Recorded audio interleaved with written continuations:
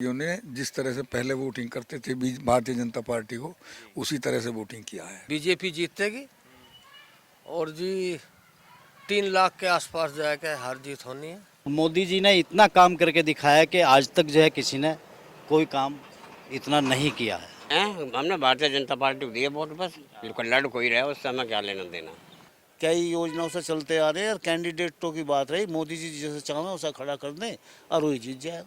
हमने तो मोदी को वोट दिया, कैंडिडेट से हमें कोई मतलब नहीं। विकास करा है, सड़क में करा है, बदमाशी घटाई है, सब उठा करा, भूमाफिया हटा दी। देखो, ये बेरोजगारी तो है, हमारी जनसंख्या सही। अब एक के बालक हैं 2 और एक के बालक हैं 10 और 15। नमस्कार, डीएनपी इंडिया में आपका स्वागत। मैं हूं आपके साथ राहुल चौधरी।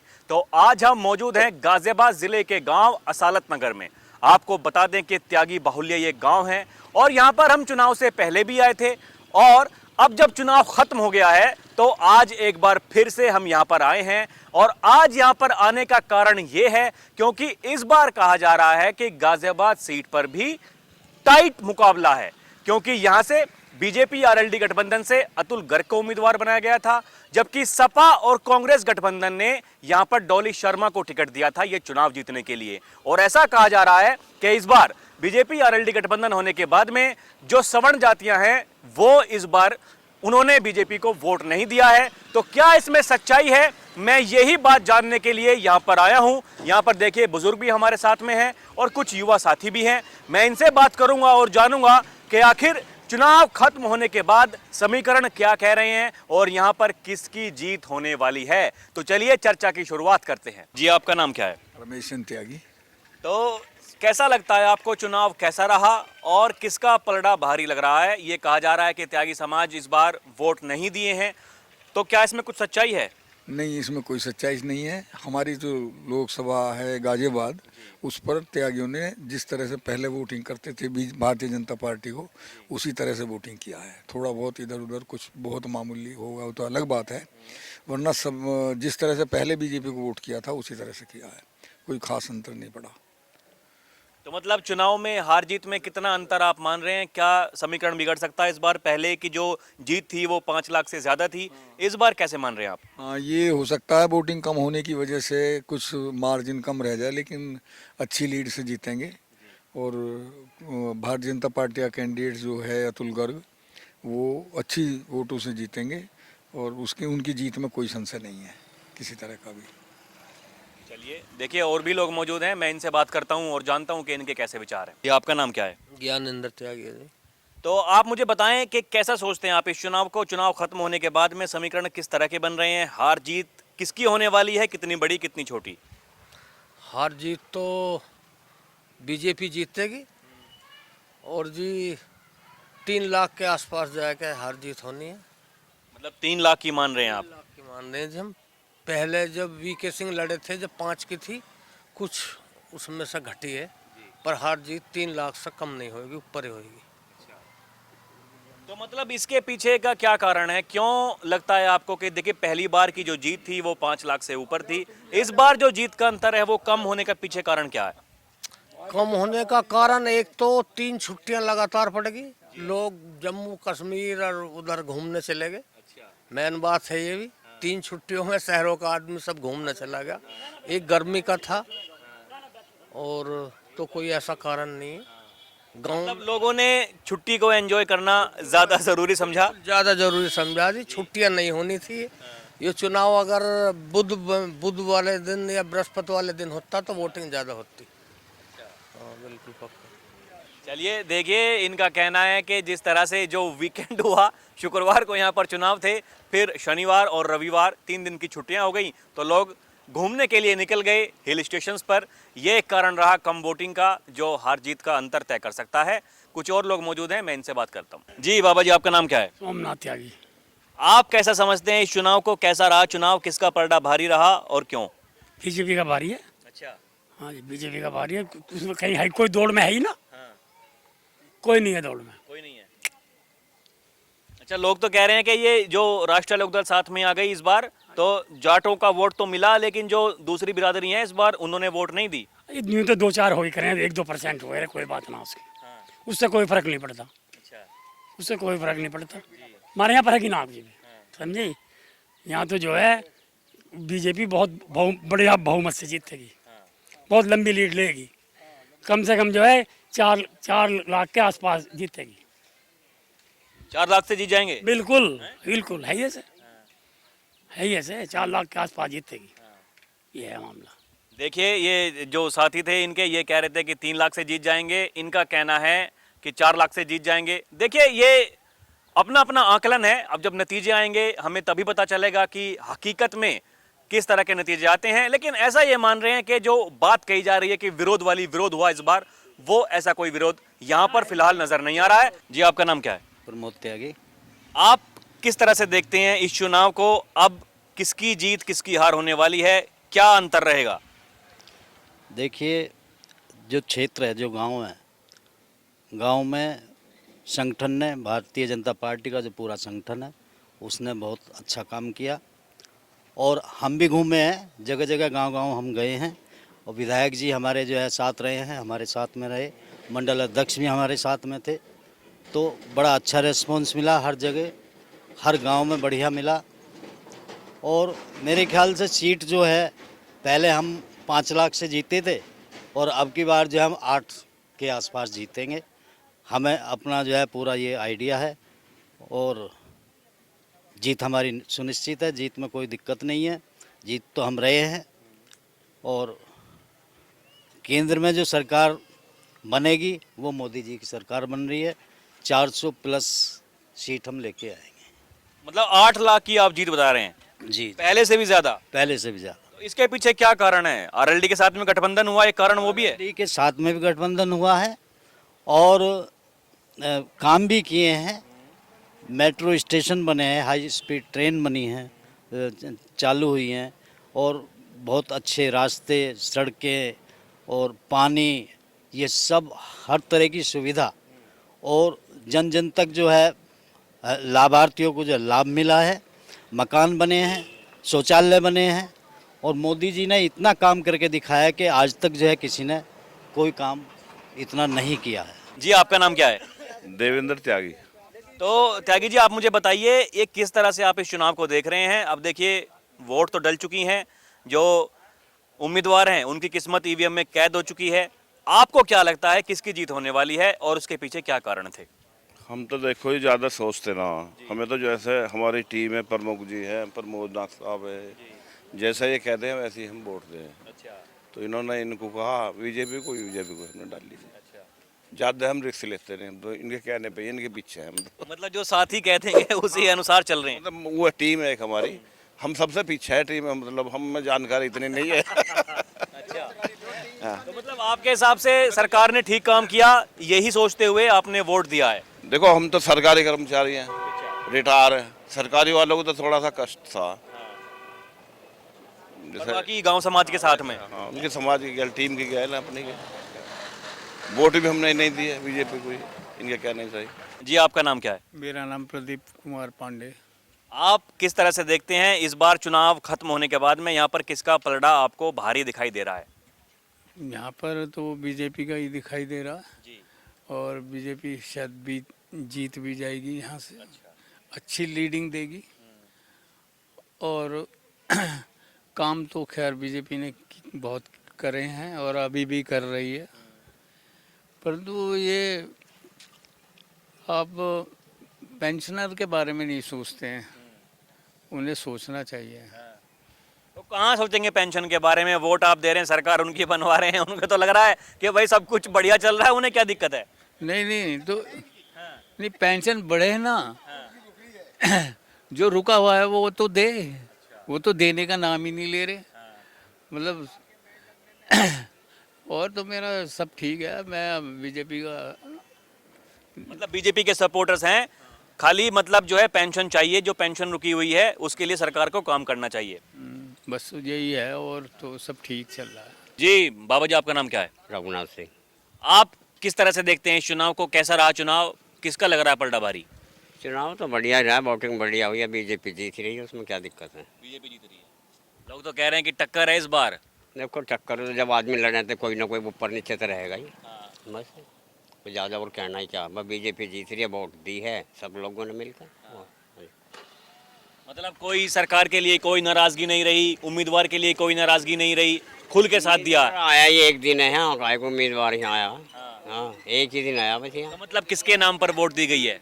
हमने भारतीय जनता पार्टी को दिया वोट, बस बिल्कुल लड़ कोई रहे उससे हमें क्या लेना देना, वोट ही तो देनी है बस। हैं जी, हमने कह दिया वोट दिया बस भारतीय जनता पार्टी को, लड़ कोई रहा उससे क्या लेना देना। देखिए, इनका कहना है कि उम्मीदवार चाहे कोई भी हो, क्योंकि भारतीय जनता पार्टी के प्रत्याशी हैं, बीजेपी को देखते हुए वोट दी है, ऐसा इनका कहना है। पूरे गांव समाज जितने भी लोग हैं यहाँ पर, सब एक साथ में एक मत होकर के वोट दिया है बीजेपी को, नाराजगी वाली कोई बात ही नहीं है। जी, आपका नाम क्या है? सुशील सिंह। आप किस तरह से सोच रहे हैं, किस तरह से देख रहे हैं इस चुनाव को, किसका पलड़ा भारी दिखाई दे रहा है?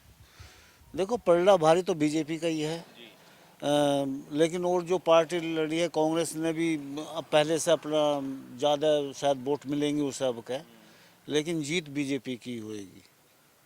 2.5-3 लाख के बीच में जो है बीजेपी जीत जाएगी। मतलब जो विपक्षी पार्टी है, जो गठबंधन सपा कांग्रेस का था, जनाधार उनका बढ़ा है, लेकिन जीत फिर भी बीजेपी की होने वाली है। बीजेपी की होएगी, इतना नहीं कह सकते कि बीजेपी ही निखालिस में चल रही है, उनका भी वर्चस्व कुछ रहा, जिस वजह से जो है आदमी यूँ कह रहे हैं भाई जीतेगा, लेकिन जीतेगी बीजेपी। और बीजेपी ने काम बहुत अच्छे करे हैं, जिसका उन्हें जो है फल मिलेगा। कई योजनाओं से चलते आ रहे हैं, और कैंडिडेटों की बात रही, मोदी जी जैसे चाहें उसे खड़ा कर दें और वही जीत जाएगा। तो मतलब आप जो कह रहे हैं कि विपक्ष ने भी इस बार चुनाव लड़ा है, हाँ, चुनाव उसके पीछे क्या कारण था जो उनका जनाधार जो बढ़ा है, वोट जो उनको मिले हैं, क्या कारण रहा इस बार? कुछ आदमियों का मानना यूँ है भाई, यूँ सरकार बढ़ती चली जा रही है, जो दूसरे समुदाय के लोग हैं वे बीजेपी से तो अलग अपने आप को लेकर चल ही रहे हैं, भाई हम अलग वो दिखाएंगे, लेकिन उन लोगों को भी बीजेपी ने फ़ायदा पहुंचा है जो दूसरा भी समुदाय है। मकान बने हैं, अनाज मिल रहा है, ये चल रहा है, तो जिससे उन लोगों को मिल रहा है, तो उससे जो है यूँ बीजेपी के टाइम से मिल रहा है, जिसमें जो है आदमी का जो है बेरोजगारी ख़त्म हो रही है, खाने को अनाज दे रहे हैं, तो उससे रोज़गार तो मिल नहीं रहा, खाना ही तो मिल रहा है। गरीब आदमियों को मिल रहा हो, किसे मिल रहा, रोज़गार नहीं मिल रहा है इतना बढ़िया, उन्हें रोज़गार दिया जाओ, खाना ना दिया जाओ तो काम करेंगे। मतलब कहीं ना कहीं सरकार के जो कामकाज हैं, जो नीतियां हैं, उसमें खामियां हैं, जिस वजह से इस बार वोट बैंक जो है शिफ्ट हुआ है दूसरी तरफ। बिल्कुल शिफ्ट हुआ, थोड़ा बहुत घटा है पहले की वजह, लेकिन जीत उसकी होएगी बीजेपी।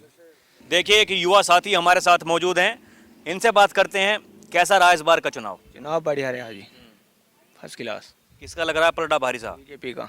बीजेपी। क्या कारण है इसके पीछे? कारण बघा मोदी जी है, हमने तो मोदी को वोट दिया, कैंडिडेट से हमारा कोई मतलब नहीं, मोदी को वोट। हाँ जी। मतलब जो जितने भी आपके साथी युवा हैं, सबने इसी तरह से एकमत होकर के वोट दिया है, या फिर इस बार दिमाग में कुछ बात आई कि भाई देश में बेरोजगारी बहुत है, युवाओं के लिए करने के लिए कुछ है नहीं? नहीं, सबने मोदी को वोट दिया, जो भैया कामयाब है, पढ़ा लिखा, उसकी रोजगार भी है, ऐसी बात है ना। और जो डाउन है वो डाउन है ही, और क्या है। मतलब जो अच्छा पढ़ा लिखा है आपके हिसाब से वो करके खा रहा है?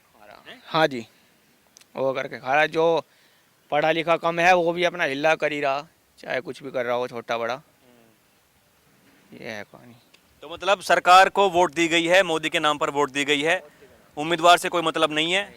मोदी के नाम पे वोट, कैंडिडेट कोई पता नहीं, नाम ना लो देखा। जी ताऊ जी, आपका नाम? राजेंद्र। किस तरह से देख रहे हैं चुनाव को, किसका पलड़ा भारी दिखाई दे रहा? अब जो मैं कर रहा हूँ, हमें ना पता पलड़ा किसका भारी है। किसको वोट दी? वोट तो मोदी को दी है, पर पलटे की का ऐसा पता लगा हमें। अच्छा। हाँ, हाँ, मतलब वोट दी है बीजेपी को, पलड़ा किसका भारी है पता नहीं? नहीं पता, यूँ पता ही ना पलड़ा किसका भारी है। सरकार ठीक काम कर रही है? बस सिलेंडर मिल रहा घरों, और तो कुछ देना रहा ना, कार्ड मारे, और तो हमें कोई फायदा है ना बीजेपी से। ढोर बढ़ी रहे खेतों में, और भाई बात ये सिलेंडर घरों जरूर मिल रहा, नहीं पहले लाइन में लगे तो बस सिलेंडर का फायदा, और मोदी हमें कुछ नहीं दे रहा। फिर भी वोट दे रहे हैं मोदी को ही? ना हमारा कार्ड बनाया उनने, ना बढ़ावे, और जो बढ़ावेगा तो जो गया उल्टे ले लेंगे फिर, और पता नहीं क्यों ले उल्टे। तो मतलब मैं समझ नहीं पा रहा ये बात कि वोट क्यों दे रहे हैं फिर आप? सारा गांव दे रहा, हम गांव से अलग चले जाएं। अच्छा, हाँ, भाई सारा गांव वोट दे रहा मोदी को। अब हमें कोई न्यूज थोड़ी बताओ, हमका क्षेत्र में घाट रहे, हम तो इस रेल में भी ना बैठे जो हमारे घर के दौरे चल रही है, और शायद ना बैठे क्यों, एक स्टेशन हमारे एक धुआई है, कहाँ उतरेंगे बैठ के, तो लाभ नहीं है कुछ भी, लाभ न ठा रहे हैं मुझसे कुछ भी, वोट दे रहे हैं उसे। और सिलेंडर का लाभ बता दिया तुम, सिलेंडर घर मिल रहा बस यूँ बस। देखिए कह रहे हैं कि केवल घर पर सिलेंडर मिल रहा है टाइम से, यही लाभ इनको सरकार से है, लेकिन फिर भी वोट दे रहे हैं बीजेपी को ही। इस बार भी ठोक के वोट दिए क्योंकि गांव समाज के साथ में रहना है, ऐसा इनका कहना है। जी भाई साहब, आपका नाम क्या है? अरुण त्यागी। आप किस तरह से देख रहे हैं, किसका पलड़ा भारी दिखाई दे रहा है? भारतीय जनता पार्टी का यह वर्चस्व, वही जीतेगी भारतीय जनता पार्टी। देश और प्रदेश में योगी जी की, प्रदेश में और देश में मोदी जी का ही है बोलबाला। उन्हें वोट ज्यादा है, उन्हें वोट ज्यादा है। अच्छा। हाँ, उन्हें दे रहे हैं लोग वोट।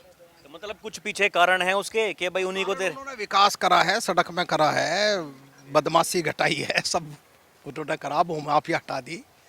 और इससे बड़ी बात क्या, हर आदमी बिल्कुल एकदम आज़ाद है, बिल्कुल घूम रहा है जंगल में, सामान पड़े इन लोगों के, कुछ नहीं लेना नहीं देना नहीं, चोर चकारी बिल्कुल बंद होगी।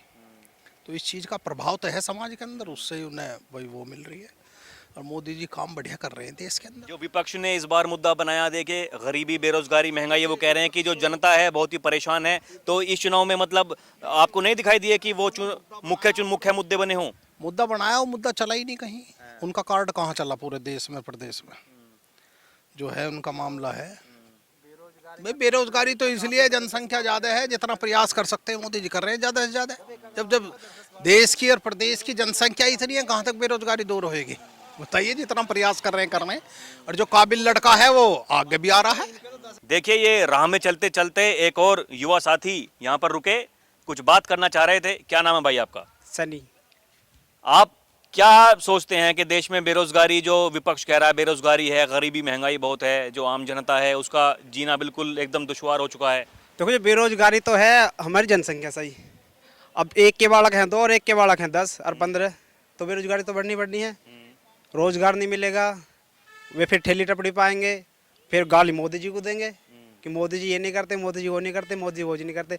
बालक कर रहे हैं आदमी, नाम बदनाम मोदी जी का। तो बात यही है कि जब तक ये कानून नहीं आएगा, हम दो हमारे दो, जब तक बेरोजगारी ना जानेगी, जो ना देश का उद्धार होगा जब तक। बस जी। एक रिपोर्ट भी एक आई है आज, उसमें ये दावा किया गया है कि जो हिंदू आबादी है देश में वो 8% लगभग घट गई है, और जो मुस्लिम आबादी है वो 43 गुना बढ़ गई है। बढ़ी है वो। तो बेरोजगारी तो आनी है, इसे मिली। पढ़े लिखे है नहीं, वे अनपढ़ रहते हैं बस। तो देखा आपने जिस तरह से हमने यहाँ पर लोगों से बात की, इनका कहना है कि देखिए चुनाव खत्म हो गया है और चुनाव के बाद यहाँ पर पलड़ा बीजेपी आरएलडी गठबंधन का ही मजबूत दिखाई दे रहा है। अब की बार जो जीत का अंतर है वो कम हो सकता है, क्योंकि वोट परसेंटेज जो है वो कम हुआ, जिस वजह से जो जीत का अंतराल है वो कम हो सकता है। लेकिन क्योंकि बीजेपी सरकार ने, जैसे इनका कहना है कि काम बहुत अच्छे किए हैं, डकैती, चोरी बिल्कुल खत्म हो गई है, और जिस तरह से एक आम मानस सड़कों पर आज़ाद घूम सकता है, यही एक कारण है कि लोगों ने बीजेपी सरकार को एक बार फिर से यहाँ पर सराहा है। और जो ये बात कही जा रही थी कि देखिए आरएलडी के साथ गठबंधन होने के बाद में जो त्यागी समाज है वो इस बार खफा था, वोट नहीं दी, तो देखिए मैंने ये ही बताया सबसे पहले आपको कि त्यागी बाहुल्य ये गांव है, और यहाँ पर मैं आज इसीलिए आया था कि लोगों से पूछा जाए क्या वाकई में ये एक फैक्टर रहा या फिर नहीं। तो इनका कहना है कि ऐसी कोई बात नहीं है, खुलकर त्यागी समाज ने यहाँ पर बीजेपी आरएलडी गठबंधन को वोट दिया है। अब क्या ये नतीजों में तब्दील होता है, उसका करना होगा इंतजार। अभी के लिए इतना ही। कैमरा पर्सन प्रिया के साथ मैं राहुल चौधरी, डीएनपी इंडिया। नमस्कार।